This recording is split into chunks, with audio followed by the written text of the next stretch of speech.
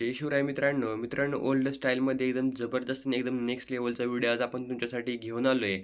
तर मित्रांनो व्हिडिओ बनवण्यासाठी आपल्याला अलर्ट मोशनची गरज पडणार आहे. तर मित्रांनो सगळ्यात अगोदर व्हिडिओ बनवण्यासाठी जे काही प्रोजेक्ट मी तुम्हाला प्रोव्हाइड केलेत ते प्रोजेक्ट इम्पोर्ट करून घ्यायचे आहे. जसं की शेकी फेट आणि बिटमार्क प्रोजेक्ट हे दोन प्रोजेक्ट इम्पोर्ट केल्यानंतर आता मित्रांनो यामध्ये मी सगळं तुम्हाला रेडीमेड दिलं आहे. फक्त ज्या काही थोड्याफार स्टेप सांगतो त्या स्टेप तुम्ही लक्षपूर्वक बघा. आता मित्रांनो बिटमार्कला ओपन केल्यानंतर तुम्हाला एकदम सुरुवातीला येऊन प्लसवरती क्लिक करायचं आहे. मीडियाच्या ऑप्शनवरती क्लिक करायचं आहे. इथं क्लिक केल्यानंतर मित्रांनो आता तुम्ही ज्या फोटोचा व्हिडिओ बनवणार आहे सिंपली त्या फोटोला इथं आडवा करून घ्या आणि या प्रकारे असं सेट करा.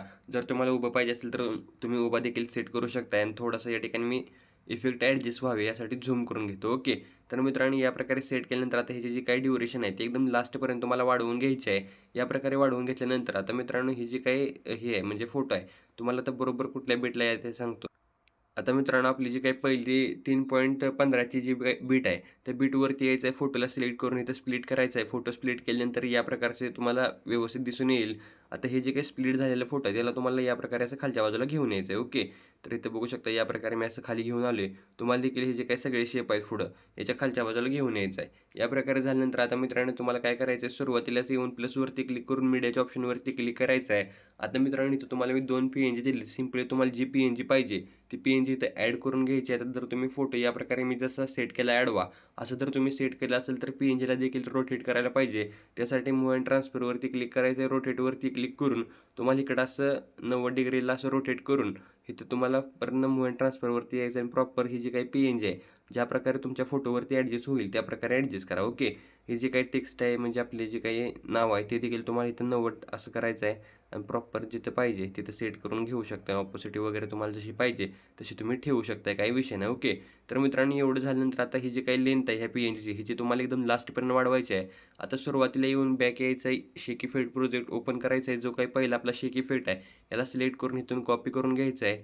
मित्रांनो बॅक यायचं आहे. बिटमार्कला ओपन करायचा आहे आणि हा जो काही पहिल्या पार्टमधला फोटो आहे त्याला सिलेक्ट करून हा जो काही इफेक्ट आहे तो इफेक्ट पेस्ट करायचा आहे. इफेक्ट पेस्ट झाल्यानंतर बॅक यायचं आहे. शेक इफेक्टला ओपन करायचं आहे. दुसरा शेक इफेक्ट इथं कॉपी करायचा आहे. शेक इफेक्ट कॉपी केल्यानंतर आता मित्रांनो CC1 आणि CC3 ह्या जे काही 2 लेअर आहेत ह्याला तुम्हाला या प्रकारे असं सिलेक्ट करा. हा जो काही लेअरचा ऑप्शन आहे इथं क्लिक करून हा जे काही कॉपी लेअरचा ऑप्शन आहे सिंपल या कॉपी लेअरवरती क्लिक करून बॅक यायचं आहे. नंतर आपला बिटमार्क ओपन करायचा आहे. नंतर लेअरवरती क्लिक करा आणि हे जे काही पेस्ट 2 लेअरचा ऑप्शन आहे सिंपली तर तुम्हाला ह्या 2 लेअर इथं पेस्ट करून घ्यायचे आहेत. आता बघू शकता CC इफेक्ट आपला इथे अप्लाय झाला आहे. इथे इफेक्ट अप्लाय करायच्या आधी असं होतं आणि इफेक्ट अप्लाय केल्यानंतर या प्रकारे. नंतर मित्रांनो ही जी काही CCची लेअर आहे ही 1ची लेअर आहे लॉंग प्रेस करून तुम्हाला खालच्या बाजूला असं घेऊन यायचं आहे. म्हणजे आपला जो काही फोटो आहे त्याच्यावर आणि जे काही 3चा लेअर आहे ते तुम्हाला 1च्या वर सेट करायचे आहे. ओके, तर मित्रांनो ही जी काही लेअर आहे ती खालीवर फक्त होऊन देऊ नका. या प्रकारे व्यवस्थितरित्या सेट करा. आता मित्रांनो जो काही दुसरा शेक इफेक्ट आपण कॉपी केला तो देखील इथं पेस्ट केला आहे मी. तर बघू शकता ज्या प्रकारे तुम्ही डेमोमध्ये व्हिडिओ बघितला होता त्या प्रकारचा व्हिडिओ इथं तयार झाला आहे.